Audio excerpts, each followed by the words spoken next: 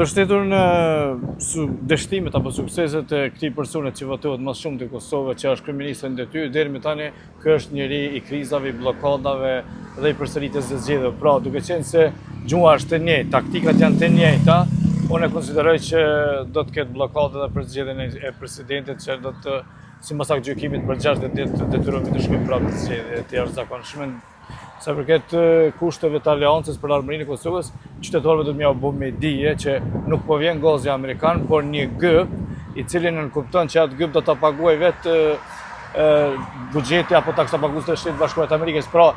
Kosovës i mbetet vetëm të thotë po yes or no, pra nuk ka kurrë shpenzimi që i bën Kosova. Po ky hezitim ka origjinën të protestat kundër kontur globale dhe ndërprerjen e kontratës e kontur global, pra kur ishte me thëngjell, e dini që atëherë me arsyetimi i disa OJQ-ve ishte që këndcendohet ambienti dhe nuk duhet përdorur linjiti, pra në atë kohë ja ndërpreti kontratën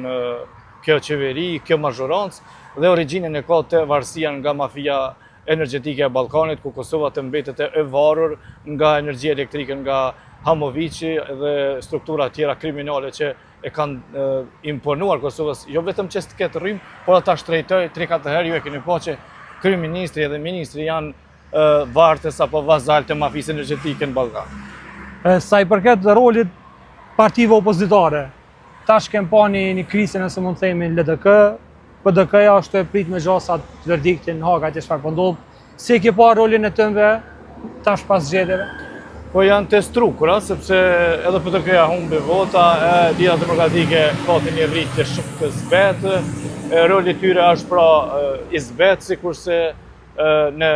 para zgjedhjeve të 7 qershorit,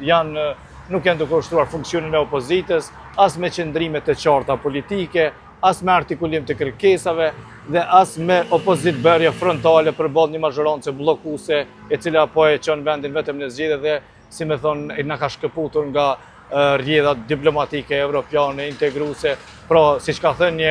përfaqësues i Bashkimit Evropian, Kosova më afër ishte integrimit në vitin 2018 se tash 2026. Konkretisht për LDK-n, për fund, ka ndodhur një farë përplasje, nëse mund të themi, brenda degëve të LDK-s dhe kryetarit. Dy në degë ja kërkuan ndërheqjen, në anën tjetër Zoti Abdigjiku jo kundërpërgjigj, ajo ko mbrojtje dhe kur ne keni përmend Miloševićin, e pat fjalën për kryetarin e PS Zoti Gazmend Maxhin. A mendon që realisht Zoti Abdigjiku duhet me lëshu si me thonë, me u dorëheq me çëse i hupi 3 palë zgjedhje, apo duhet me vazhdu me strukturat njëjta, apo rezultatin e pam, që 3 palë zgjedhje është por renditet i treti. Me qenë se jemi para certifikimit zgjedhjeve dhe i duan Kosovës institucionet, të kishte dominu dorimi i Ibrahim Rogovës, ky debat do duhet të bëhej pas krijimit të institucioneve të Kosovës dhe jo bashkë në këtë fazë, sepse kështu po ja mundsojnë mazhorancës dhe partisë lëvizjes vetëvendosje që ta diktoj edhe emrin për president, por ndoshta për të bërë trysni dhe më të mëdha të deputetët të pak të Lidhjes Demokratike të Kosovës. Pra, ky debat i kontribuon në rritjes së fuqisë politike dhe dominimit në, si me thonë, dorëzimin e LDK-s. Pra, sa i përket dorëheqjes së Abdigjikut, nuk e di kur i humb 3 ndeshje çka kemi lyp me lujt. Pra, Abdigjiku në mënyrë